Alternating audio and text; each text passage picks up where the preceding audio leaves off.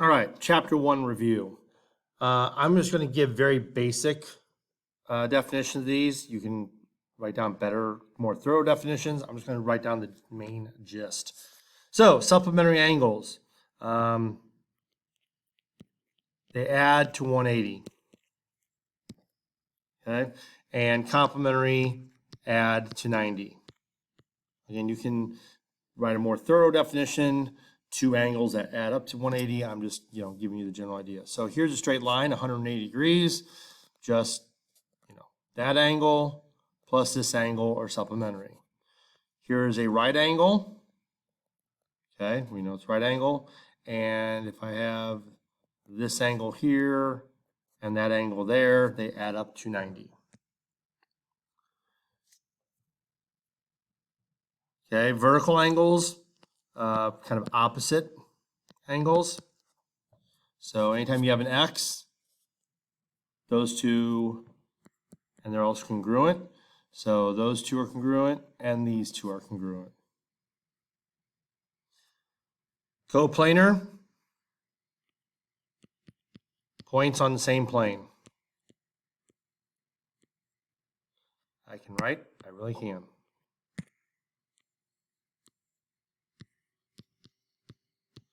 Usually we just draw a plane like this, and A, B, C. Now remember, when we name a plane, they cannot be in a line. Collinear, points on same line. So here's a line, here's point A, here's point B, here's point C. They are all on the same line. A linear pair, that goes back up to supplementary. Two angles that share the same line, share a side, and add up to 180. So again, I have an angle here, and then I have another angle come in sharing this same side, but making 180 degrees. Back up to supplementary and complementary. They don't have to be touching. Okay, so I could have a 30-degree angle here and a 150-degree angle here, and those are also supplementary. They don't have to be touching. And same with complementary. I could have, 45 and another 45. They're not touching. They just add up to 180. Sorry, add up to 90. Midpoint of a segment, just what it sounds like.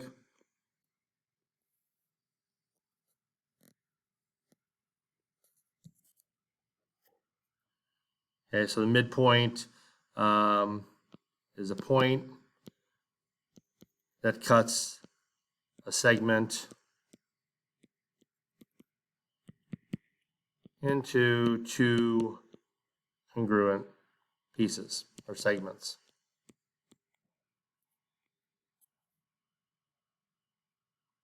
Okay, perpendicular bisector.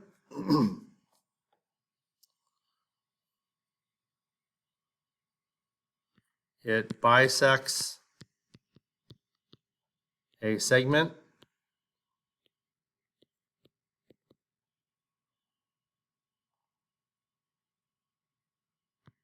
and is perpendicular to it. So I have a segment here. Here's the midpoint.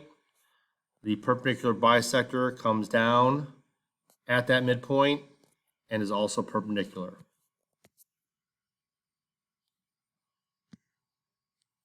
An angle bisector cuts an angle into two congruent angles. So there's my angle. Let's say it's 30 degrees. I split it, and these are both 15. Parallel lines. Well, it doesn't have to be two. Lines that never intersect.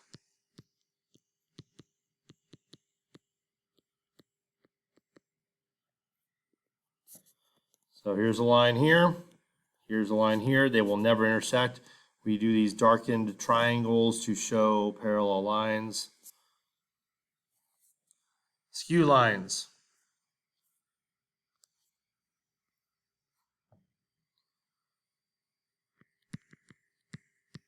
Lines that do not intersect and are not parallel. So real quickly,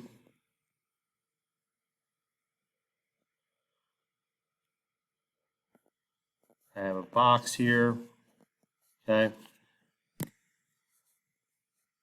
This line here, okay? This is parallel, parallel, parallel. This is touching, touching, touching, touching.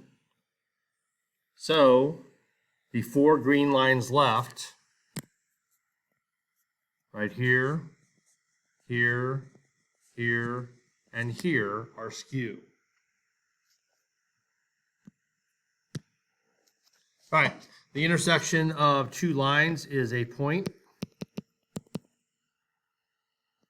The intersection of two planes is a line or a segment. If you're talking about a shape. All right, fill in the blank with always, sometimes, or never. I'm just going to put A, S, or N. So segment AB is always the same as BA. The intersection of two distinct planes is always a line. Through any three collinear points, okay, so three collinear points is one plane. Well, if you think about it, I have a line here and 3 points. If you think about a plane coming through it like this, maybe, I could rotate that plane all the way around that line and have an infinite number of planes. So that's never. Complementary angles never add up to 180. Okay, remember a little trick I have. So complementary, supplementary in the alphabet, 90, 180. Okay, 90 comes before 180, C comes before S. Two lines are sometimes coplanar. They can be, but they don't have to be. All right, use this figure, all right? Name two intersecting lines, all right? There's infinite number of, not infinite, but there's a number of different answers. I will just say AE, right here, and EH. Notice they both have an E in them, okay? Name three non-collinear points, okay? So let's say B and C are collinear, but H is not. So B, C, and H. Three lines that intersect at D, okay? So we have 1, 2, 3. Those are the ones that touch D. Notice they all have D in them. So CD, AD, and HD. Identify the intersection of plane ABF, I just went southern, ABF. So A to the B to the F, that is this maybe left side if you want to call it, and EH.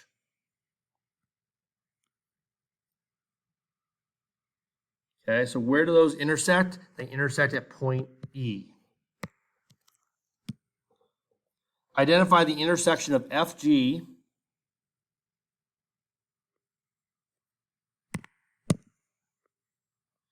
and AB.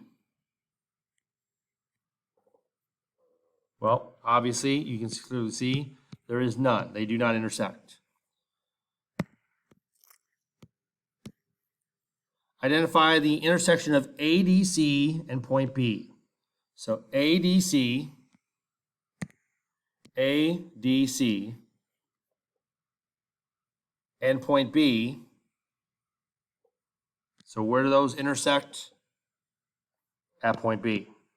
Point B is on that plane. HDG and EC. HDG, that's this, and it was EC. So corner to corner, drawn inside of it. So where do those meet? You can see the common letter there in the drawing, point C. EAD and HGF. Again, that's EAD and HGF. So EAD and HGF. That's what I thought. HGF, which is the back. So where do those intersect? Right there at EH.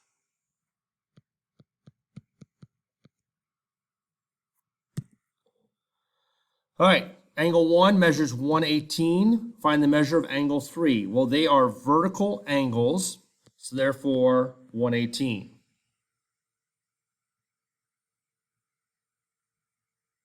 All right? 18. Find the measure of the variables. Okay? Well, these are whoops. This angle and this angle are equal. Okay? So 4x plus 4 equals 120. They're vertical angles. Subtract 4, 116, and x is 29. 2y and 120 are a linear pair. They're supplementary. So 180 minus 120 is 60. So this angle is 60. So we can say 2y equals 60 and y equals 30. All right, write whether these are complementary, supplementary, or neither. So 19, 148 plus 32 is 180. 46 and 44 are 90. 46 and 43 are 89, so neither. Supplementary angles are two angles whose sum have a measure of 180, and complementary have a sum of 90. The measure of an angle is 3 times its complement. What is the measure of the angle? So think about it. If we have an angle of 20, then 90 minus 20 is 70. Okay? So therefore, if we have an angle x, then our complement is 90 minus x. So it's saying the measure of an angle is 3 times its complement. So that's x equals 270 minus 3x. I'm going to add 3x to both sides, get 4x equals 270. If I divide by 4, x is 67.5 degrees. Okay, same idea here, except the measure of an angle is half the sum of its supplement and 30. Well, the supplement is 180 minus x. Just like we did 90 minus x, 180 minus x. Okay, so I'm going to distribute the 1/2 and get x equals 90 minus 1/2 x plus 30. So that's x equals 120 minus 1/2 x. So I'm going to add half an x to both sides and get, I'm going to make it easy, 1.5 x equals 120. And then just divide. 120 divided by 1.5. And I get, all right, I made a mistake. I translated this a little bit wrong.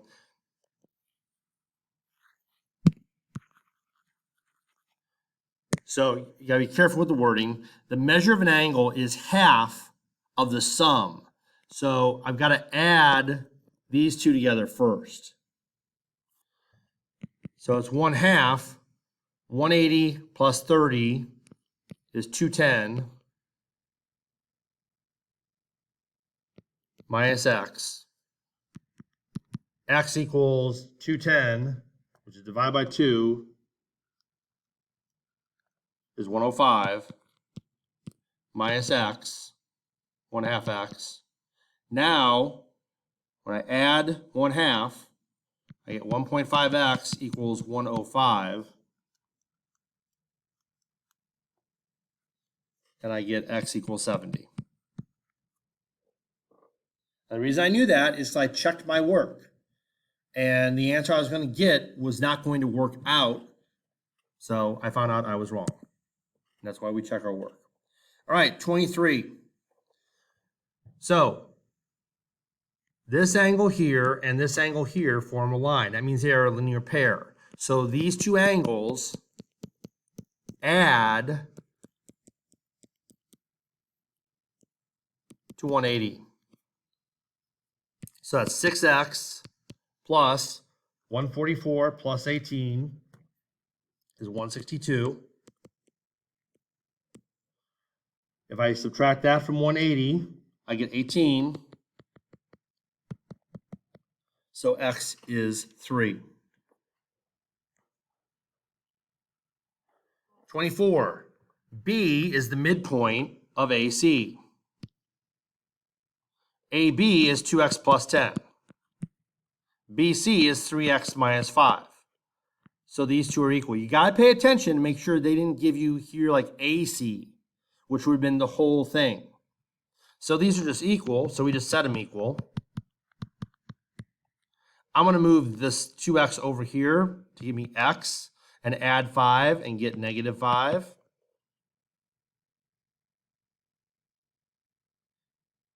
Okay, which is okay. We can get a negative number. And now it says find AB. So I'm going to plug in negative 5 right here.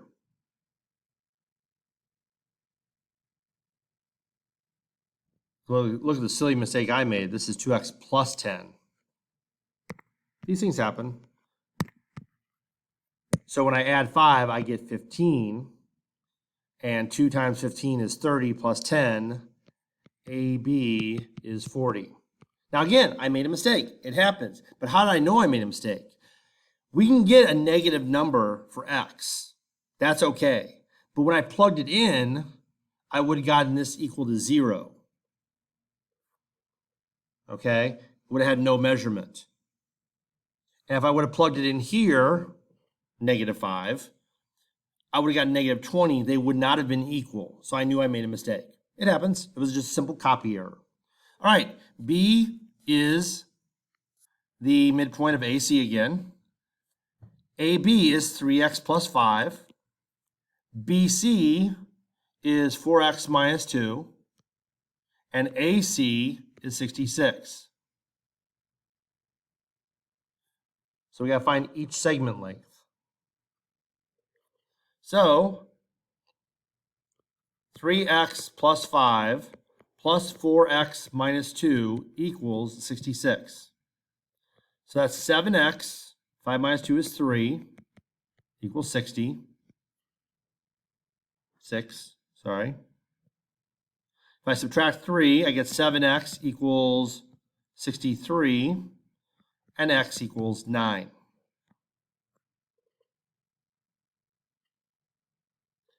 I plug the numbers in.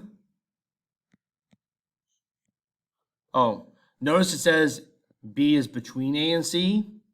It doesn't say it's the midpoint, even though it looks like it. So I cannot just set these equal to each other because it's just somewhere in between.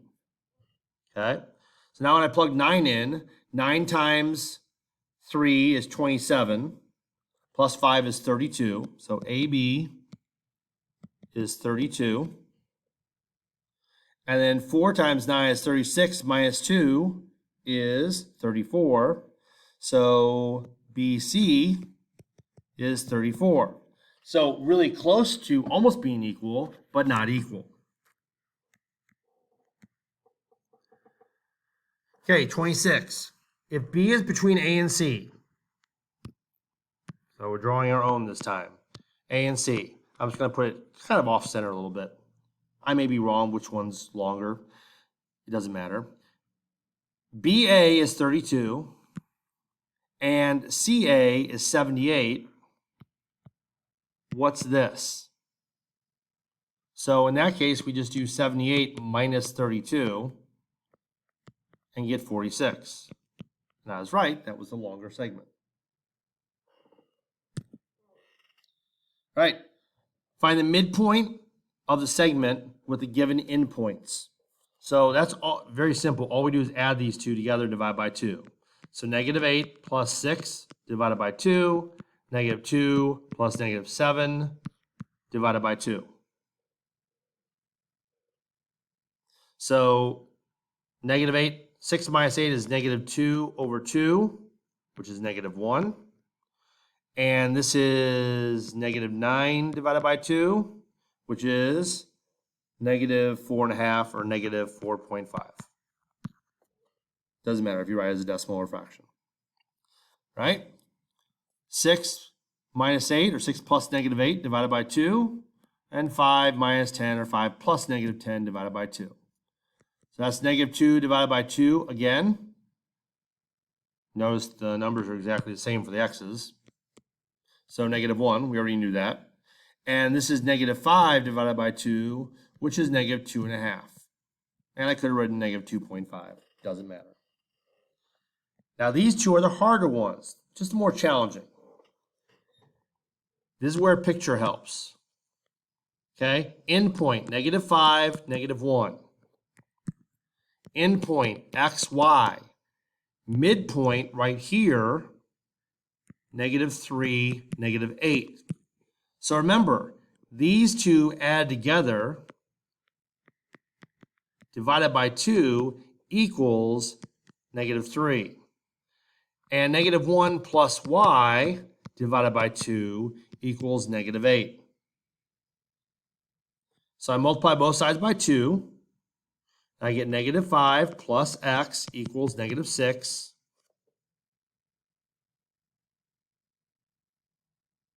Okay. Now I add 5 to both sides. I get x equals -1. And here's the beauty. You can check it. -1 plus -5 is -6. Divided by 2 is -3. Multiply by 2. -1 plus y equals -16. Add 1. Y equals -15. Again, -15 plus -1 is -16. Divided by 2 is -8. So my answer is -1, -15. Okay, same thing again. 6, -5, right here, endpoint. Midpoint, -3, -1. And this is xy. So again, 6 plus x divided by 2 equals -3. -5 plus y divided by 2 equals -1. Multiply both sides by 2. I get 6 plus x equals negative 6. If I subtract 6, I get negative 12.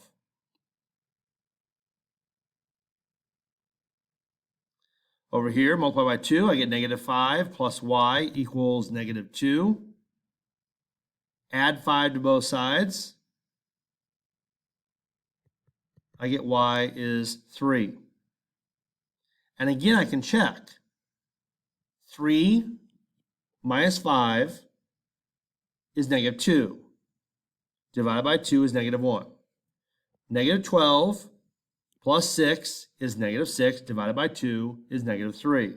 So my other endpoint is negative 12, positive 3.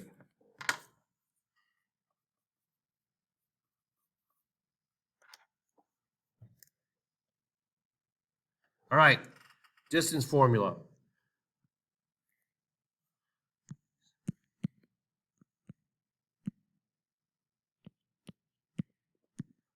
So again, I like to do that first. So I put my x's, negative 6 minus 2, and negative 8 minus 3. So negative 6 minus 2 is negative 8 squared, plus negative 8 minus 3 is negative 11 squared. So that's 64 plus 121, which is the square root of 185. And you can leave the answer like that. Again here, put this first. Makes it very easy. Whoops. It makes it very easy not to make a mistake, and I do that. So, negative 8 minus negative 6. Look what happens here. That's why we do this. Negative 2 minus 5. So that gives me 6 minus 8 is negative 2, but that's still got to be squared. This is negative 7, still got to be squared. So that's 4 plus 49. That's the square root of 53. And